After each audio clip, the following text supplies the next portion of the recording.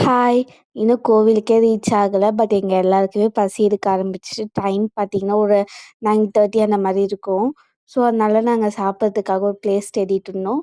வீட்லேருந்தே டிஃபன்லாம் prepare பண்ணி எடுத்துட்டு வந்துட்டோம். அம்மா கடை ப்ரிப்பேர் பண்ணாங்க. நான் எதுவும் பண்ணல. ஸோ, அதனால ஒரு நல்ல பிளேஸ் சாப்பிடலாம் அப்படின்னு சொல்லிட்டு தேடிட்டு இருக்கும்போது தான், இங்க ஒரு சின்ன கோவில் பார்த்தோம்.